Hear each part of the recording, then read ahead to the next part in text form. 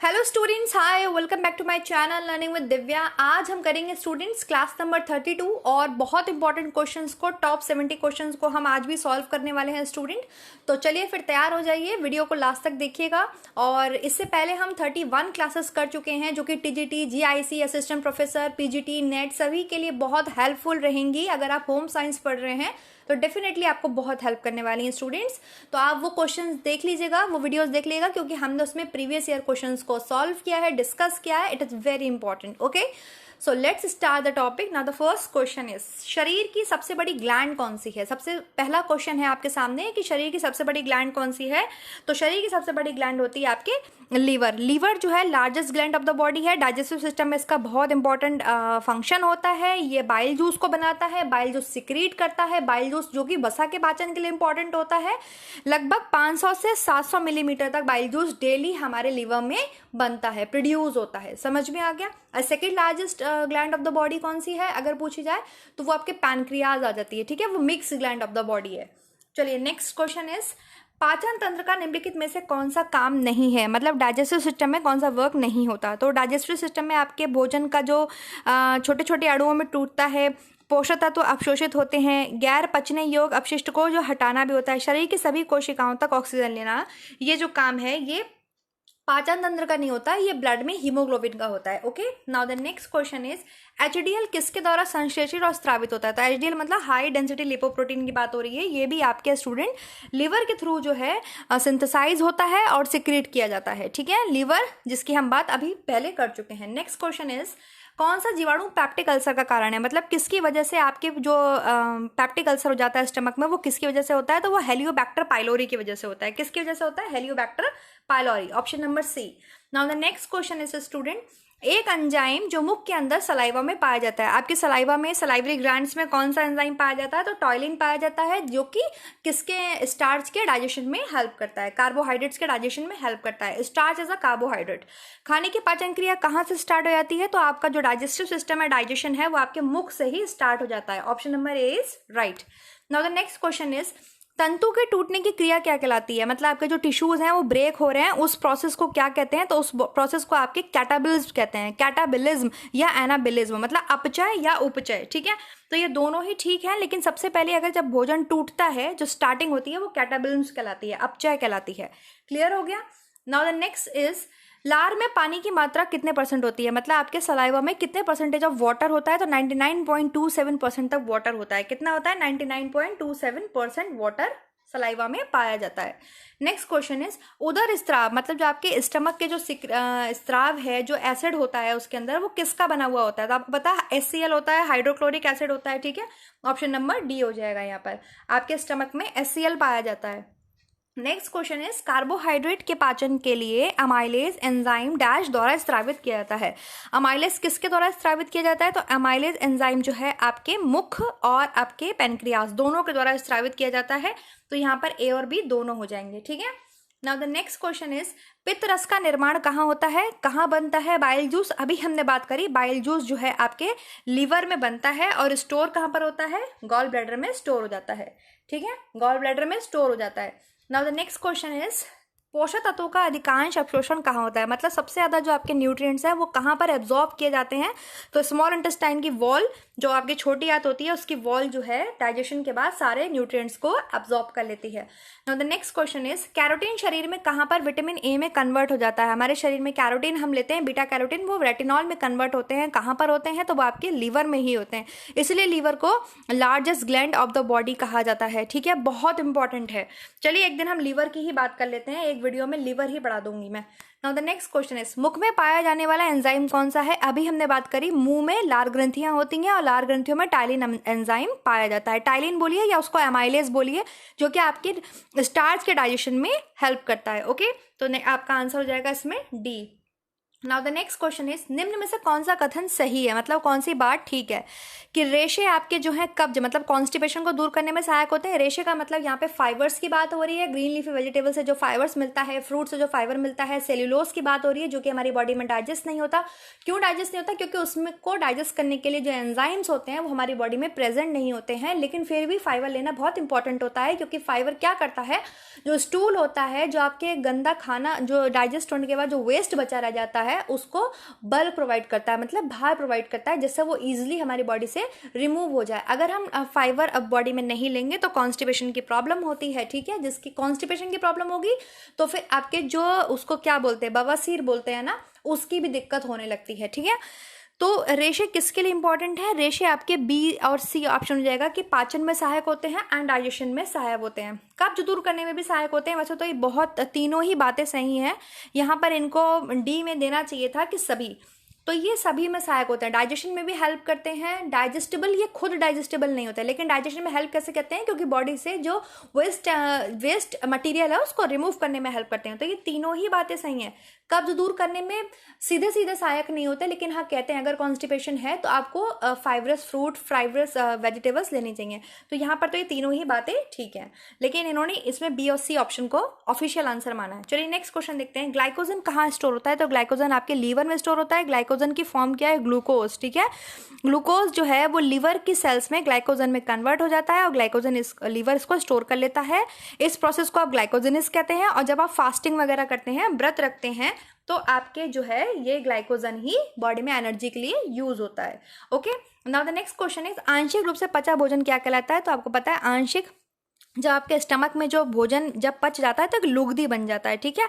तो उसको क्या बोलते हैं? उसको काइम बोलते हैं। क्या बोलते हैं? काइम। ओके, इसको काइम बोलते हैं। ये क्वेश्चन भी आपके आया हुआ है। Now the next question is, इनमें से कौन सा सबसे बड़ी आंत का अंग नहीं है? सीकम, कोलम, इलियम, इनमें से कौन सा सबसे बड़ी है? तो इलियम जो है वो बड़ी आंत का भाग नहीं है, जबकि वो आपके छोटी आंत का एक लास्ट सिरा है, ठीक है, इलियम। तो यहाँ पर हो जाएगा option number C. Now the next question is, निम्न में से कौन सा एंजाइम कैल्शियम की उपस्थिति में दूध की केसीन प्रोटीन पर क्रिया करके उसे दही में कन्वर्ट कर देता है? ये बॉडी की बात हो रही है। जब बच्चे दूध पीते हैं और अगर थोड़ा सा भी वो डकार लेते हैं, छोटे बच्चे, तो दही जैसा दूध बाहर निकालते हैं। तो वो क्यों होता है? वो रेनिन एंजाइम की वजह से होता है। जिन्होंने भी डाइजेस्टिव सिस्टम वाली वीडियो नहीं देखी है वो देख लीजिएगा। Digestive system, blood circulatory system, blood, मैंने सब कुछ पढ़ाया हुआ है, इवन क्वेश्चन तक कराए हुए हैं उनके, अलग अलग वीडियोस के अलग अलग क्वेश्चंस कराए हुए हैं। ह्यूमन एनाटॉमी की प्लेलिस्ट मिलेगी आपको, पीजीटी से बनी हुई होगी, ह्यूमन एनाटॉमी से बनी हुई होगी, उसका लिंक मैं शेयर कर दूंगी टेलीग्राम पर। प्लीज़ आप लोग उसको देखिए, बहुत अच्छे से आपको सब क्लियर हो जाएगा। बहुत डीप अंडरस्टैंडिंग से उसमें मैंने बताया हुआ है, पूरी ह्यूमन एनाटॉमी मैंने पढ़ाई हुई है। जो एक दो टॉपिक बचते हैं वो भी मैं क्लियर कर दूंगी। चलिए, सारे ग्लैंड्स पढ़ाए हुए हैं, सारा एंडोक्राइन सिस्टम पढ़ाया हुआ है, तो प्लीज़ उसको देख लीजिए। शरीर की master gland of the body कौन सी है? तो pituitary gland is the master gland of the body. चलिए नेक्स्ट क्वेश्चन पे चलते हैं। पित्तरस कहाँ से स्रावित होता है? तो अभी हमने बात करी आपके लिवर से स्रावित होता है, ठीक है। और इसका जो मीडियम होता है वो कैसा होता है? बेसिक होता है, क्षारीय होता है। क्लियर है? पित्तरस का। लाल रक्त कणों का निर्माण कहाँ होता है? मतलब आरबीसी का निर्माण कहाँ होता है, प्रोडक्शन कहाँ होता है बॉडी में? तो बोन मैरो में होता है, अस्थि मज्जा में होता है। कहाँ होता है? अस्थि मज्जा, बोन मैरो में आरबीसी का निर्माण होता है।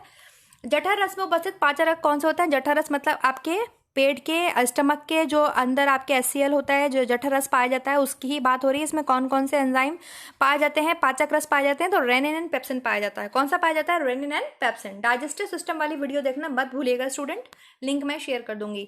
वसा का अवशोषण कहाँ होता है? वसा का, कार्बोहाइड्रेट का, प्रोटीन का, किसी भी न्यूट्रिएंट की बात करें तो अवशोषण जो है, जो सबसे ज़्यादा जो एब्जॉर्प्शन होता है वो आपका इंटेस्टाइन में ही होता है, स्मॉल इंटेस्टाइन में ही होता है, ठीक है।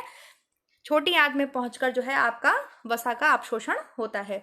नेक्स्ट क्वेश्चन देखते हैं, हमारे शरीर से मुंह से लेकर मल द्वार तक के मार्ग को क्या कहते हैं? तो हमारे माउथ से लेकर के और एनस तक के जाने वाला मार्ग जो होता है उसे आपके आहार नाल कहते हैं। उसमें जो सिस्टम इंक्लूड्स हो जाते हैं तो उसको डाइजेस्टिव सिस्टम बोलते हैं, ठीक है। ये आहार नाल है जो कि स्टार्ट हो जाती है और पूरी आपकी कनेक्ट होती है मल द्वार तक। ऊपर आहार आप लेते हैं और नीचे पेट तक जाता है, फिर आगे पेट से बढ़ के वो छोटे आहार, वो सब सिस्टम उसमें इंक्लूड होते चले जाते हैं। क्लियर है? एंजाइम्स क्या है स्टूडेंट्स? ये एक रासायनिक पदार्थ है, किसी पदार्थ उचित वातावरण में क्रिया करता है, स्वयं परिवर्तित हुए बिना अन्य पदार्थों की रासायनिक क्रिया को प्रभावित करता है, ये सभी। तो ये सभी हो जाएंगे, ये केमिकल पदार्थ है एंजाइम्स, और ये जितनी भी बातें लिखी हुई हैं ये सभी आपके ठीक है। Now the next question is chyme क्या है। तो अभी हमने काइम की बात करी कि भोजन लेई के रूप में जो कन्वर्ट हो जाता है, आंशिक रूप से पचा हुआ भोजन जो होता है स्टमक के अंदर, उसे काइम बोलते हैं। ठीक है, क्या बोलते हैं उसे, हम काइम बोलते हैं। तो डी ऑप्शन हो जाएगा। Now the next question is SGPT किससे संबंधित है। सीरम ग्लूटामिक पायरुविक ट्रांसमीनेज, एसजीपीटी ये एक प्रकार का एंजाइम होता है जो कि आपके हार्ट कोशिकाओं और लिवर सेल्स में पाया जाता है। ठीक है, एसजीपीटी बॉडी में तभी सिक्रेट होता है जब आपके हार्ट या लिवर किसी प्रकार से क्षतिग्रस्त हो जाते हैं। फॉर एग्जांपल हेपेटाइटिस हो गया, जॉन्डिस हो गया या हार्ट अटैक की प्रॉब्लम हो गई, तो एसजीपीटी का जो लेवल है वो अचानक से बढ़ जाता है। इसका टेस्ट किया जाता है और पता चलता है कि भाई क्या आपके अगर ब्लड में एसजीपीटी का लेवल बढ़ा हुआ है तो पता चल जाता है कि लीवर संबंधित प्रॉब्लम है या हार्ट से रिलेटेड प्रॉब्लम है। तो एसजीपीटी जो आपके संबंधित है वो आपके लीवर से भी संबंधित है, हृदय से भी संबंधित है, और यहाँ पर इन्होंने ऑप्शन दोनों दिए नहीं हैं, तो लेकिन ये दोनों ही संबंधित हैं। ठीक है, हृदय भी और लीवर भी। मोस्ट इंपॉर्टेंट इसमें लीवर ऑप्शन माना जाता है, तो लीवर से भी संबंधित है। इसकी फुल फॉर्म होती है serum glutamic pyruvic transaminase. Okay, next question is यकृत का मुख्य कार्य क्या होता है, मेन फंक्शन क्या होता है लिवर का। यहाँ पे जो दिए हुए हैं इनमें मेन फंक्शन क्या होता है, पित्त बनाना, जो आपके बाइल जूस है उसको बनाना, स्टोर नहीं करता। स्टोर कौन करता है, गॉल ब्लैडर करता है। नेक्स्ट इज कोलेस्ट्रम में उपस्थित। कोलेस्ट्रम क्या होता है, जब बच्चा पैदा होता है तो माँ के जो ब्रेस्ट है उससे निकलने वाला जो पहला पदार्थ होता है उसको कोलेस्ट्रम बोलते हैं। येलो कलर का पदार्थ होता है, बहुत इंपॉर्टेंट होता है बच्चे के लिए, बच्चे की ग्रोथ के लिए, क्योंकि उससे एंटीबॉडीज बनती हैं बॉडी के अंदर। ठीक है, तो इसमें जो आयरन युक्त प्रोटीन होता है उसको क्या बोलते हैं, उसको हीमोग्लोबिन बोलते हैं। क्या बोलते हैं, हीमोग्लोबिन। ओके, जो प्रोटीन है आयरन प्रेजेंट है, haemoglobin. Now the next is arteriosclerosis नामक रोग किससे संबंधित है। तो आर्थीरियोस्क्लेरोसिस जो है वो आपके सर्कुलेटरी सिस्टम मतलब हार्ट से संबंधित रोग है। जब बहुत ज़्यादा लोग फैट कंज्यूम करते हैं और मोटापा बढ़ता जाता है, कोई भी एक्टिविटीज़ नहीं करते अपनी बर्न करने के लिए फैट को, तो आपके जो है diabetes, heart attack, heart disease, hypertension ऐसी प्रॉब्लम्स होती हैं। तो आर्थीरियोस्क्लेरोसिस आपके क्या है, आपके ये किससे संबंधित है, ये आपके रक्त परिसंचरण तंत्र बोल दीजिए, सर्कुलेटरी सिस्टम, क्योंकि वो आपके हार्ट से ही रिलेटेड होता है। मनुष्य के मस्तिष्क का वजन कितना होता है, मतलब अप्रोक्सीमेटली वेट पूछा है यहाँ पर कितना होता है माइंड का, तो आपके 1400 टू 1450 ग्राम्स होता है। ठीक है, 1400 टू 1450 ग्राम्स यहाँ पर आ जाएगा आपके ग्राम्स में। तो जो मनुष्य के मस्तिष्क का वजन होता है वो अप्रोक्सीमेटली इतना होता है। क्लियर है। Now the next question is student fibrinogen को फाइब्रिन में कन्वर्ट कौन करता है, कौन कन्वर्ट करता है। तो थ्रोम्बिन आपके फाइब्रिनोजन को फाइब्रिन में कन्वर्ट करता है, और इसमें हेल्प और कौन कौन से आपका मिनरल्स करते हैं, तो कैल्शियम करता है, कैल्शियम के आयंस करते हैं। कैल्शियम वाली वीडियो देखिएगा जिसमें मैंने मिनरल्स पढ़ाए हुए हैं, बहुत डिटेल्ड मैंने ये पूरी प्रोसेस पढ़ाई हुई है, तो आप उसमें देख सकते हैं। ठीक है, now the next question is एक समान वयस्क में आपके ब्लड की औसत मात्रा कितनी होती है, मतलब कितना ब्लड आपके पाया जाता है। तो 5 लीटर। ठीक है, कितना होता है, 5 लीटर। कहीं कहीं पे आपको 5.5 मिल सकता है, 6 भी मिल सकता है, but that is good, but 5 litre is सही आंसर है। चलिए नेक्स्ट क्वेश्चन की तरफ चलते हैं हम। थ्रोम्बोसाइट्स को और क्या कहते हैं, ये क्वेश्चन मैंने अभी पोल पर भी पूछा हुआ है टेलीग्राम पर, बहुत सारे स्टूडेंट्स गलत आंसर भी देते हैं, तो प्लीज़ आप लोग अच्छे से पढ़ाई कीजिए, मैं उनको यही बोलूँगी। Thrombocytes are also known as platelets. Thrombocytes platelets को बोला जाता है, इरिथ्रोसाइट्स आपके आरबीसी को बोला जाता है। आरबीसी का दूसरा नाम है आपके इरिथ्रोसाइट्स। ठीक है, ये क्वेश्चन भी मैंने उसमें पूछा है टेलीग्राम पर पोल पे, तो स्टूडेंट्स आप लोग आराम से देख के और सही से आंसर कीजिए, काफ़ी बच्चे गलत भी आंसर कर रहे हैं। तो ये प्लेटलेट्स को बोला जाता है। Thrombocytes are also known as platelets. आपके ब्लड में क्या क्या पाया जाता है, प्लाज्मा पाया जाता है, प्लेटलेट्स पाया जाता है, आरबीसी पाई जाती हैं, डब्ल्यूबीसी पाई जाती हैं। ठीक है, तो ये प्लेटलेट्स को बोला जाता है, जैसे हिंदी में रक्त पट्टिकाएं भी बोलते हैं, आई थिंक प्लेटलेट्स को थ्रोम्बोसाइट्स बोला जाता है। Okay, now the next question is सर्वग्रहित रुधिर का ग्रुप है, मतलब जो सर्वग्राही है, सबका ब्लड उसको चढ़ जाता है, वो कौन सा होता है, वो ए होता है, ए बी होता है। तो ए बी जो है उसको सर्वग्रहित कहते हैं, मतलब सर्वग्राही। ठीक है, सभी का ब्लड ये ले सकते हैं, क्योंकि इसमें दोनों ही एंटीजन पाए जाते हैं, ए भी पाया जाता है और बी भी पाया जाता है, दोनों ही एंटीजन पाए जाते हैं। Okay, now the next question is श्वेत रक्त कणिकाएं मतलब व्हाइट ब्लड कार्पल्स का क्या काम है। व्हाइट ब्लड कार्पल्स का काम होता है आपके ल्यूकोसाइट्स भी बोलते हैं इन्हें, इरिथ्रोसाइट्स इसको बोलते हैं, आरबीसी को, ल्यूकोसाइट डब्ल्यूबीसी को, थ्रोम्बोसाइट्स इसको बोलते हैं, प्लेटलेट्स को बोलते हैं। ठीक है, डब्ल्यूबीसी का जो मेन काम होता है वो क्या होता है, आपके एंटीबॉडीज़ को बनाना, बॉडी की जो फॉरेन पार्टिकल्स हमारी बॉडी के अंदर आ जाते हैं उससे हमारे शरीर को रक्षा प्रदान करना, हमारी इम्यूनिटी सिस्टम को डेवलप करना, एंटीजन एंटीबॉडीज़ का निर्माण करना। तो शरीर को जीवाणुओं से बचाना हमारे शरीर में काम किसका है, डब्ल्यूबीसी का, वाइट ब्लड कार्पल्स का। धमनियाँ रक्त ले जाती हैं, धमनियाँ मतलब आर्टरीज कहाँ रक्त ले जाती हैं, शिरा से, हृदय से, पेट से। तो हृदय से आपके रक्त ले जाती हैं, ठीक है। हमारे शरीर में 2 तरीके से नसें पाई जाती हैं, arteries and veins. Circulatory system वाला वीडियोस देख लीजिएगा, हार्ट मैंने पूरा पढ़ाया हुआ है, उसमें आपको बहुत अच्छे से समझ में आ जाएगा। किसके कारण आपके रुधिर का रंग लाल दिखाई देता है, ब्लड का कलर रेड क्यों दिखाई देता है, बताइए। हीमोग्लोबिन के कारण दिखाई देता है, बहुत ईजी क्वेश्चन है, ठीक है। हीमोग्लोबिन के कारण आपके ब्लड का कलर रेड दिखाई देता है। चलिए नेक्स्ट देखते हैं, रक्त किस प्रकार का टिश्यू है, ब्लड किस प्रकार का टिश्यू है, ऊतक है, तो blood is a connective tissue. कैसा टिश्यू है आपके, कनेक्टिव टिश्यू, संयोजी ऊतक। आंसर हो जाएगा आपके कनेक्टिव टिश्यू, संयोजी ऊतक। ओके, ये पूछा जाते हैं क्वेश्चन स्टूडेंट। आरबीसी के निर्माण के लिए इनमें से क्या आवश्यक है, protein, folic acid, vitamin C, vitamin D. तो फोलिक एसिड, विटामिन B9 बहुत इंपॉर्टेंट होता है आपके, फोलिक एसिड, ठीक है। और विटामिन B12 की कमी से क्या होता है, पर्नीशियस एनीमिया होता है। तो मेगालोब्लास्टिक एनीमिया B9 की कमी से ही होता है। तो folic acid I think B9 को ही बोलते हैं। तो प्लीज़ ये आप लोग बहुत अच्छे से पढ़ लीजिएगा, ये क्वेश्चन भी मैंने आपसे टेलीग्राम पर पूछा हुआ है और काफ़ी बच्चों ने गलत भी किया हुआ है। तो इनमें से जो इंपॉर्टेंट है वो है आपके फोलिक एसिड, ठीक है। Now the next is phagocytes क्या है, फैगोसाइट्स किसका प्रकार है, तो फैगोसाइट्स जो है स्टूडेंट डब्ल्यूबीसी का ही प्रकार है। ल्यूकोसाइट्स पाई जाती हैं, लिम्फोसाइट्स पाई जाती हैं, फैगोसाइट्स पाई जाती हैं, ये मैंने सब पढ़ाए हुए हैं। ब्लड सर्कुलेटरी वाला सिस्टम देखिए, ब्लड देखिए, जिसमें मैंने केवल ब्लड पढ़ाया हुआ है, लिंक मैं शेयर कर दूंगी टेलीग्राम पर। तो phagocytes also known as WBC, okay. WBC का एक प्रकार है, एक टाइप है। पल्मोनरी शिरा, पल्मोनरी आर्टरीज पाई जाती है, पल्मोनरी शिरा पाई जाती है। ये सबसे बड़ी वेन्स होती हैं दोनों, एक होती है पल्मोनरी आर्टरी, एक होती है पल्मोनरी वेन्स। पल्मोनरी वेन्स को हिंदी में बोलते हैं पल्मोनरी शिरा। ये संचार क्या करती हैं, किसका संचार करती हैं, oxygenated blood, D oxygenated blood. तो देखिए ये जो शुद्ध रक्त होता है ना वो हृदय से लेके जाती हैं, क्लियर हो गया, ऑक्सीजनेटेड ब्लड को लेके जाती हैं। लेकिन इसके अलावा जो नॉर्मल शिरा होती हैं उनका उल्टा काम होता है, वो डीऑक्सीजनेटेड ब्लड मतलब अशुद्ध रक्त को फेफड़े तक पहुंचाती हैं। तो ये दोनों का यहाँ पर आके चेंज हो जाता है वर्क, इसको भी आप अच्छे से उसमें देख सकते हैं। मैं एक बार फिर से रिवाइज करवा दूंगी। और आपका एग्जाम मोस्ट प्रोबेबली जो है सितंबर तक हो जाएगा, तो प्लीज़ तैयारी करते चलिएगा, ठीक है। क्योंकि अगर अनलॉक होने लगा, धीरे धीरे एग्जाम्स भी कराए जाएंगे, तो मोस्ट प्रोबेबली है कि आपका एग्जाम सितंबर तक हो सकता है। निम्न में से कौन सा समान व्यस्त मानव का रक्तदाब है, मतलब आपके ब्लड प्रेशर है तो 120/80 मिलीमीटर ऑफ मरकरी।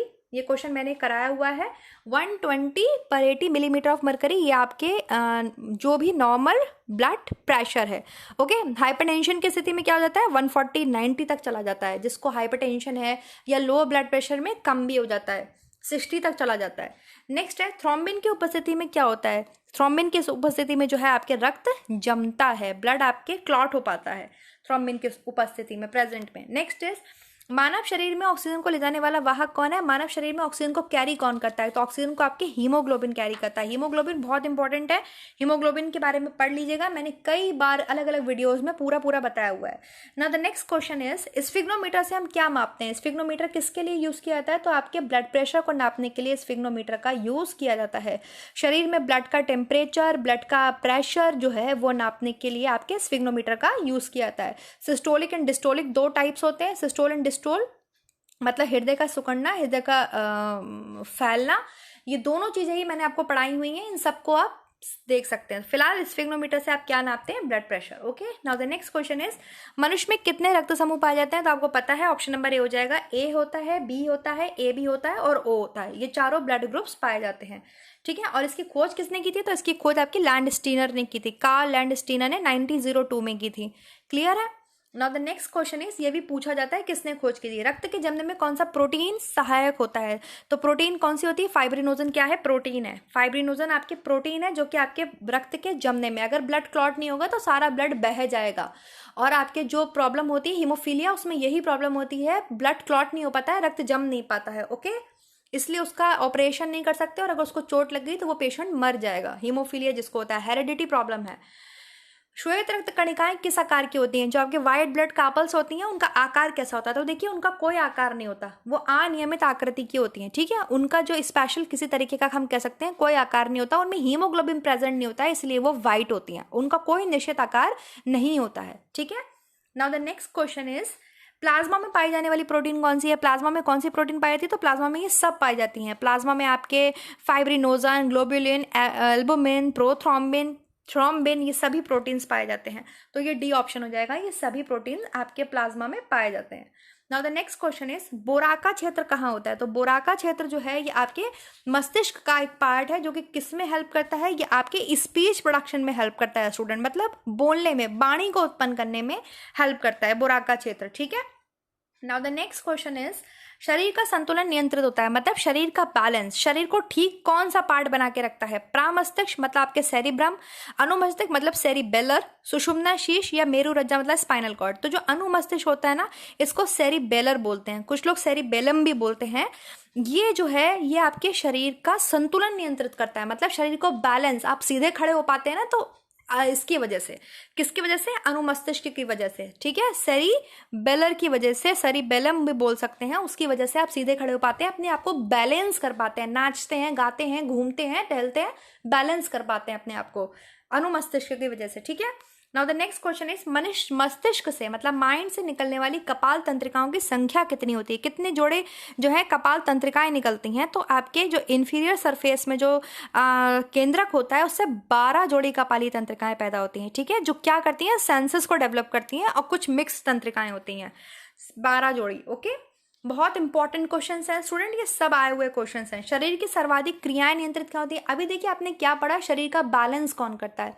आप नाच रहे हैं, गा रहे हैं, एकदम से बैलेंस स्थिति में आ जाते हैं, अपने आप को बैलेंस करके चल पाते हैं, क्यों? अनुमस्तिष्क की वजह से। अभी ये क्वेश्चन है शरीर की सर्वाधिक क्रियाएं नियंत्रित, मतलब जितनी भी एक्टिविटी होती है आपकी बॉडी के अंदर उनको कौन कंट्रोल करता है? तो वो आपके प्रमस्तिष्क की वजह से होती है, मतलब सेरिब्रम की वजह से होती है, ठीक है। किसकी वजह से होती है? सेरिब्रम, जो कि माइंड का एक पार्ट है और सबसे बड़ा पार्ट है, लगभग 2/3 पार्ट जो है वो आपके सेरिब्रम है। समझ में आ रहा है? जितने भी आपके सोचने की, समझने की शक्ति है, जो भी आपको इमोशंस आते हैं, वो सब, बहुत सारी एक्टिविटीज को आपके सेरिब्रम कंट्रोल करता है। तो दोनों क्वेश्चंस में कंफ्यूज मत हो जाइएगा। चलिए नेक्स्ट क्वेश्चन की तरफ चलते हैं। न्यूरॉन्स क्या है स्टूडेंट? न्यूरॉन्स आपके क्या है? ये आपके तंत्रिका कोशिका है। क्या है? नर्वस सिस्टम की एक आपकी सेल है और बॉडी की सबसे बड़ी सेल होती है न्यूरॉन्स, लाइक दैट होती है, इस तरीके से आपके ये कनेक्ट होती है, ठीक है। तो न्यूरॉन्स क्या है आपके? न्यूरॉन जो है आपके सबसे बड़ी सेल है, बॉडी की सबसे बड़ी सेल है, और इसके अलावा आपके तंत्रिका कोशिका है, ठीक है। चलिए नेक्स्ट क्वेश्चन की तरफ चलते हैं। ब्रेल की विधि किसके लिए यूज करी जाती है? तो ब्रेल लिपि आपको पता है, जो नेत्रहीन होते हैं, पढ़ लिख नहीं सकते हैं, एक फ्रांसीसी आपके लेखक थे, लुई ब्रेल ने इसको डेवलप किया है, और ये वो खुद नहीं पढ़ लिख सकते थे क्योंकि वो खुद, उनकी आंखें चली गई थी एक एक्सीडेंट में। तो लुइस ब्रेल का नाम जो है ब्रेल लिपि से लिया गया है। तो इसमें आपके ये, इसमें जो है ऑप्शन नंबर ए हो जाएगा कि जो अंधे हैं वो भी पढ़ सकते हैं। मेन यहाँ पर लिख देना चाहिए था नेत्रहीन, चलिए कोई बात नहीं, क्वेश्चन की लैंग्वेज है। ग्लूकोमा किससे संबंधित है? ग्लूकोमा आपके आंख से संबंधित है, आईज से रिलेटेड प्रॉब्लम है, ठीक है। ग्लूकोमा आपके आंख से संबंधित एक रोग है। चलिए नेक्स्ट क्वेश्चन देखते हैं स्टूडेंट हम। एड्रिनल ग्लैंड मानव शरीर में कहाँ पर स्थित होती है?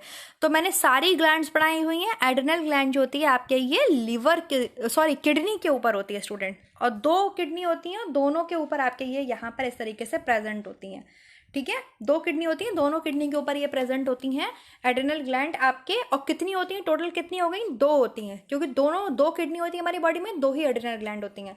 तो गुर्दे के ऊपर, गुर्दे, किडनी, वृक्क, कुछ भी लिखा हो सकता है। वृक्क देखिए, अब यहाँ पे लिखा है वृक्क, वृक्क मतलब किडनी। किडनी की रचनात्मक एकदम कार्यात्मक इकाई, मतलब functional and instructional unit of the kidney क्या है? नेफ्रॉन। क्या है? नेफ्रॉन। समझ में आ गया आपको? और 1 लाख नेफ्रॉन्स होते हैं बॉडी के अंदर, हर किडनी के अंदर, ठीक है।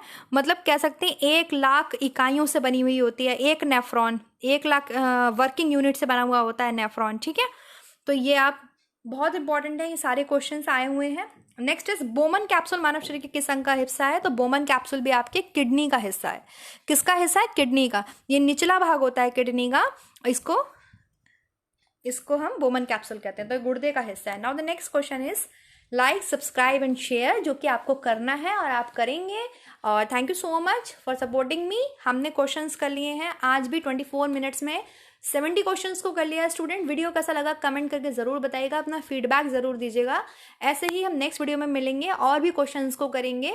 और प्लीज़ ह्यूमन एनाटॉमी वाली वीडियोज़ को देखना मत भूलिएगा, लिंक मैं शेयर कर दूँगी। थैंक यू सो मच और अपना ध्यान रखिएगा।